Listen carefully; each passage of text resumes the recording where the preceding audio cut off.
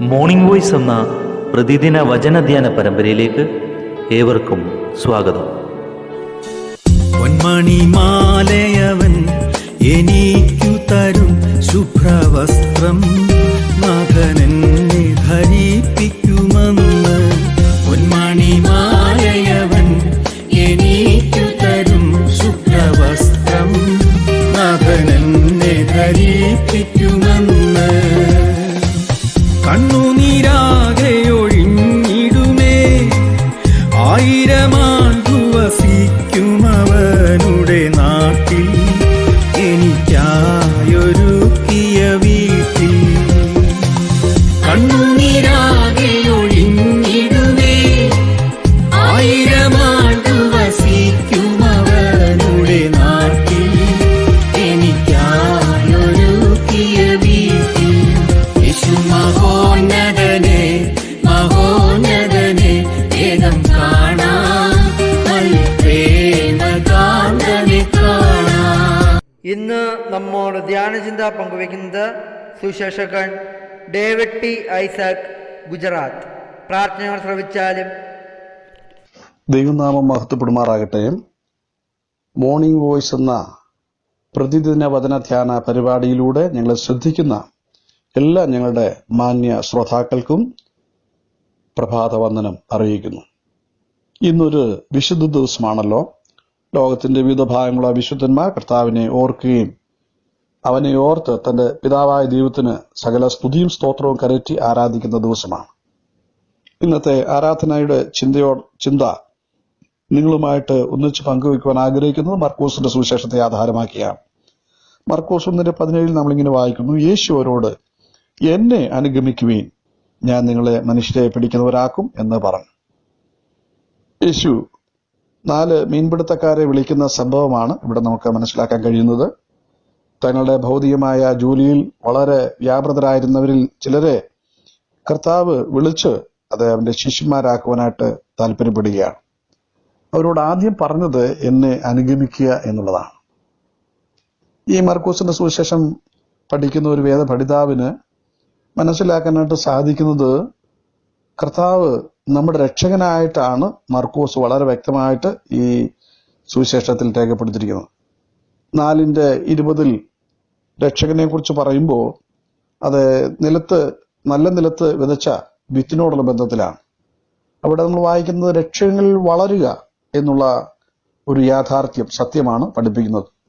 നല്ല നിലത്ത് വീണ ആ വിത്ത് 30, 60, 100 മേനിയായിട്ട് വിളയുന്നു. അവിടെ നമ്മൾ കാണാൻ കഴിയുന്ന രക്ഷകനിൽ വളരുക.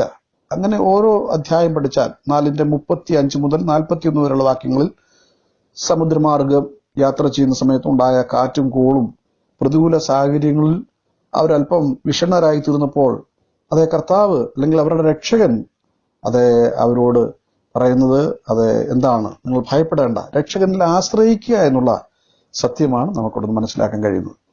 മർക്കോസ് 14:66 മുതൽ 72 വരെയുള്ള വാക്യങ്ങൾ പഠിച്ചാൽ രക്ഷകനിൽ നിന്ന് ക്ഷമ പ്രാപിക്കുക എന്നുള്ള സത്യമാണ് അവിടെ നമുക്ക് കാണാൻ കഴിയുക. വീണ്ടും മർക്കോസ് 15:21 നമ്മൾക്ക് കാണാൻ കഴിയുന്നത് കുറേനേക്കാരനായ ശിമോൻ ക്രൂശ് ചുമന്ന കാര്യത്തെക്കുറിച്ചാണ്. അവൻ ക്രൂശ് ചുമന്നുകൊണ്ട് പിൽക്കാലത്ത് ശിമോനും അവന്റെ തലമുറയും കർത്താവിൽ സുരക്ഷിതരായി തീരുവാനായിട്ട് ഇടയായി. അതുകൊണ്ട് രക്ഷകനിൽ സുരക്ഷിതരായി തീരുക എന്നുള്ള സത്യം ആ നിലയിൽ നമുക്കിവിടെ മനസ്സിലാക്കാൻ കഴിയും. ഞാൻ ആ ഭാഗം തന്നെ ഇന്ന് നിങ്ങളോട് ചേർന്ന് ചിന്തിപ്പാനായിട്ട് ആഗ്രഹിക്കുന്നത് മർക്കോസിന്റെ സുവിശേഷം അതിന്റെ 15-ാം അധ്യായം 21-ാമത്തെ വാക്യം നമ്മൾ വായിക്കുമ്പോൾ അവിടെ നമുക്ക് ഇങ്ങനെ കാണാൻ കഴിയും.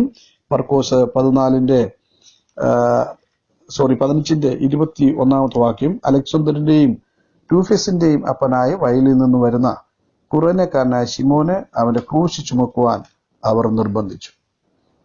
ഇവിടെ നാം മനസ്സിലാക്കുന്നത് വയലിലെ ജോലി തീർത്ത ശേഷം തന്റെ വീട്ടിലേക്ക് പോകുന്നതിനായിട്ട് യാത്ര തുടരവേ പട്ടണത്തിൽ നടക്കുന്ന അല്ലെങ്കിൽ കേൾക്കുന്ന ആരവാരം എന്താണ് എന്ന് ശ്രദ്ധിക്കുന്ന വേണ്ടി ആ നിലയിൽ മുൻപോട്ട് വന്നപ്പോഴാണ് പടയാളികൾ ശിമോനെ കാണുവാൻ ഇടയായതും അവനെ നിർബന്ധിച്ച് ക്രൂശ് ചുമക്കുവാനായിട്ട് ഏൽപ്പിച്ചത്. ഇവിടെ വാസ്തവത്തിൽ കർത്താവിനെ കുറിച്ചും മെസ്സിയെ കുറിച്ച് വേണ്ടതിൽ അറിയപ്പെടാത്തവനായ ഒരു യഹൂദനായ ശിമോനാണ് അവനാണ് ഈ ക്രൂശ് ചുമക്കുന്നതെന്ന് നാം മനസ്സിലാക്കണം.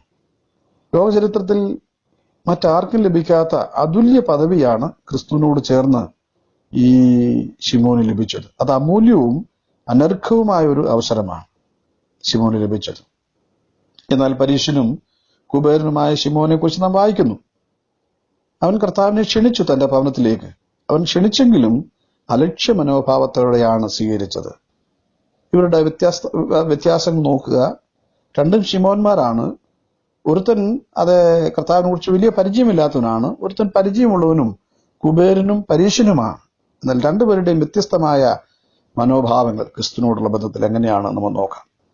ഒന്ന്, അത് നമ്മൾ വായിക്കുന്നത് അവന് നിർബന്ധിച്ചു, അവൻ ക്രൂശിച്ചു വന്നു.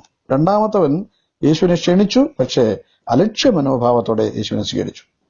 തെരഞ്ഞെടുക്കപ്പെട്ടതും സമയസ്ഥനുമായ ശിമോനെ കുറിച്ച് നമ്മൾ പിന്നീട് വായിക്കുന്നു. അവൻ ഓടിപ്പോയി എന്ന് വായിക്കും. ശിമോന്മാർ പലരാണ്, അവരുടെ സ്വഭാവം വ്യത്യസ്തമാണ്. ഈ രാവിലെ കർത്താവിനെ നാം ആരാധിക്കുമ്പോൾ കർത്താവിനോടുള്ള നമ്മുടെ മനോഭാവങ്ങൾ എന്താണ്? നാം കർത്താവിനെ ആരാധിക്കുന്നവരാണ്, ശരിയായ കാര്യമാണ്. കർത്താവിനെ ഓർക്കുന്നവരാണ്, ധ്യാനിക്കുന്നവരാണ്, പാടുന്നവരാണ്, കഷ്ടാനുഭവ ധ്യാന ചിന്തകളൊക്കെ പങ്കുവെക്കുന്നവരാണ്. പക്ഷേ നമ്മളുടെ ഈ മനോഭാവങ്ങൾ എങ്ങനെയിരിക്കുന്നു? യേശുവിനെ കുറിച്ച് വേണ്ടതില്ല അറിയാത്തതായ ശിമോൻ, ആ കുറേനക്കാരനെ ശിമോനെ പോലെയാണോ? അതോ പരീശനും കുബേരനുമായ ശിമോനെ പോലെയാണോ? അതോ തിരഞ്ഞെടുക്കപ്പെട്ടവനും സമയസ്ഥനുമായ ശിമോനെ പോലെ ഓടിപ്പോകുന്നവരാണോ? എങ്ങനെ ഇരിക്കുന്നു അത് നമ്മുടെ സ്വഭാവം? എന്നെ ശ്രദ്ധിക്കുന്ന പ്രിയരെ, നിങ്ങൾ കർത്താവിനുള്ള മനോഭാവം എങ്ങനെയാണ് നിങ്ങൾ ക്രിസ്തുവിനെ പിൻപറ്റുന്നത്, കർത്താവിനെ ആരാധിക്കുന്നത്? നിങ്ങൾ ആര് തന്നെയായിരുന്നാലും ക്രിസ്തുവിനെ ചുമന്നാൽ, അവനെ വഹിച്ചാൽ, അത് മുഖാന്തരം നിങ്ങൾക്ക് നന്മയും പ്രശസ്തിയും ഉണ്ടാകുമെന്ന് ഈ വേദഭാഗം അല്ലെങ്കിൽ ഈ തിരുവെഴുത്ത് നമ്മെ അത് പഠിപ്പിക്കുകയാണ്. ക്രിസ്തുവിന്റെ കാൽവറിയിലെ ക്രൂശിലേക്ക് നമുക്ക് നോക്കാം. ക്രൂശ് അന്നും ഇന്നും എന്നും അതിശയവിഷയം തന്നെയാണ്. 1 കൊരിന്ത്യർ 1:18 ഭാഗം നമ്മളിങ്ങനെ വായിക്കുന്നു. ക്രൂശിന്റെ വചനം നശിച്ചു പോകുന്നവർക്ക് ഭോഷത്വവും രക്ഷിക്കപ്പെടുന്ന നമുക്ക് ദൈവശക്തിയുമാകും. അപ്പോസ്തലനായ പൗലൂസ് ക്രൂശിനെ ഉയർത്തി കാണിക്കുന്നതിൽ ഒന്നാം സ്ഥാനത്ത് തന്നെയാണ്. ഗലാത്യർ 6:14 താൻ ഇങ്ങനെ പറയുന്നു: എനിക്കും എന്റെ കർത്താവായ യേശു ക്രിസ്തുവിന്റെ ക്രൂശിലല്ലാതെ പ്രശംസിക്കുവാനായിട്ട് ഇടവരരുത്. ഒരു കാലത്ത് ഈ ക്രൂശിന് വിഘാതമായി, ഈ ക്രൂശിനെ എതിർത്തവൻ, ഈ ക്രൂശിന്റെ മാർഗത്തെ തല്ലി തകർത്തവൻ ഇപ്പോൾ പറയുകയാണ്, എനിക്ക് പ്രശംസിക്കുവാനുണ്ടെങ്കിൽ അതിൽ ക്രൂശിലല്ലാതെ മറ്റ് ഒന്നിനുമല്ല. പ്രിയരെ, നമുക്ക് ഈ രാവിലെ കർത്താവിനെ ആരാധിക്കുവാനായിട്ട് വരുമ്പോൾ നമുക്ക് പ്രശംസയായിട്ട് പറയുവാൻ നമ്മുടെ ജീവിതത്തിൽ ധാരാളം കാണും. നമ്മുടെ കുഞ്ഞുങ്ങളുടെ ജീവിതത്തിൽ ധാരാളം കാണും. പ്രശസ്തിയും പദവിയും ധാരാളം കാണും. ധനസംബന്ധമായിട്ടുള്ളതായ കാര്യങ്ങൾ പറയാൻ കാണും. കുടുംബസംബന്ധമായ മഹിമകൾ പറയാൻ കാണും. പക്ഷേ കുലമഹിമയോ സ്ഥലമഹിമയോ ധനമഹിമയോ ഇതൊന്നുമല്ല നമുക്ക് രാവിലെ ഓർക്കുവാനായിട്ടും പറയാനായിട്ടുള്ളത്. പിന്നെയോ നമുക്ക് പറയാനും നമുക്ക് പ്രശംസിക്കാനുള്ളത് ഒന്ന് മാത്രം, ആ ക്രൂശിലെ ചിന്തകൾ മാത്രമാണ്. ഇവിടെ ഈ ലോകത്തിൽ ജനത്തെ സംബന്ധിച്ച് പഠിച്ചാൽ രണ്ട് കൂട്ടരേ ഉള്ളൂ. ഒന്ന് രക്ഷിക്കപ്പെടുന്നവരും മറ്റൊന്ന് രക്ഷിക്കപ്പെടാത്തവരും. മൂന്നാമതൊരു കൂട്ടരെ ഇല്ലെന്നുള്ള യാഥാർത്ഥ്യം നാം ഒരിക്കലും മറക്കരുത്. അതുകൊണ്ട് ഇവിടെ നമ്മെ ഓർപ്പിക്കുന്നത് 1 കൊരിന്ത്യർ 1:18 അറിഞ്ഞിരിക്കേണ്ട ഒരു യാഥാർത്ഥ്യം, ക്രൂശിന്റെ വചനം അതേതൊരു പാപിക്കും രക്ഷയ്ക്ക് ഉതകുന്നതാണ്, സ്വീകാര്യമായ മാർഗമാണ്. മറ്റൊരു മാർഗം രക്ഷയ്ക്കില്ല. കാരണം ക്രൂശിലൂടെ ദൈവം മനുഷ്യവർഗത്തോട് ചെയ്തത് ഒന്നാമതായി ദൈവം ക്രൂശിലൂടെ തന്റെ ശക്തി വെളിപ്പെടുത്തി എന്നുള്ളതാണ്.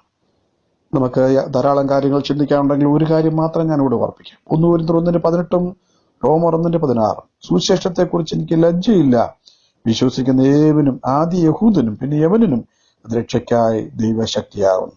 പ്രിയരെ, തത്വജ്ഞാനികളായ ഏഥൻസിൽ അഥവാ അഥേനയിലും കൊരിന്തിലും യഹൂദന്മാരുടെ ഇടയിൽ പൗലൂസ് സുവിശേഷം പ്രസംഗിച്ചു. യേശു ക്രിസ്തു തന്നെ രക്ഷിതാവെന്ന് ഉറക്കെ വിളിച്ചു പറഞ്ഞു. ഒരിക്കൽ ശമരിയ സ്ത്രീയുമായി യേശു ക്രിസ്തു പരിചയപ്പെടുന്നതിനും ശമരിയ സ്ത്രീയുടെ സംഭാഷണത്തിൽ യേശു യഹൂദനെന്നും അത് അവൾക്ക് മനസ്സിലാക്കാനിടയായി 4:9. പിന്നീട് യജമാനായിട്ട് മനസ്സിലാക്കാനിടയായി 4:11. പിന്നീട് പ്രവാചകനായിട്ട് മനസ്സിലാക്കാനിടയായി 4:19. മശികയാണെന്ന് മനസ്സിലാക്കാനിടയായി 4:26. അങ്ങനെ ആ മശികയെ അവൾ വിശ്വസിക്കുകയും മനസ്സിലാക്കി കർത്താവിനെ യഥാർത്ഥമായി ആരാധിക്കുവാനായിട്ടും ഇടയായി. അത് മാത്രമല്ല, അവൾ ശമരിയിൽ അത് വഹിച്ച സാക്ഷ്യം അനേർ കേട്ട് വിശ്വസിക്കുവാനായിട്ടും കാരണമായിട്ടുണ്ട്. ഈ രാവിലെ നമുക്ക് ഈ ക്രൂശിന്റെ ശക്തിയെ ഉയർത്താം. ഈ ക്രൂശിലേക്ക് നമുക്ക് നോക്കാം. നമുക്ക് അവനെ ഓർത്ത് ആരാധിക്കാം.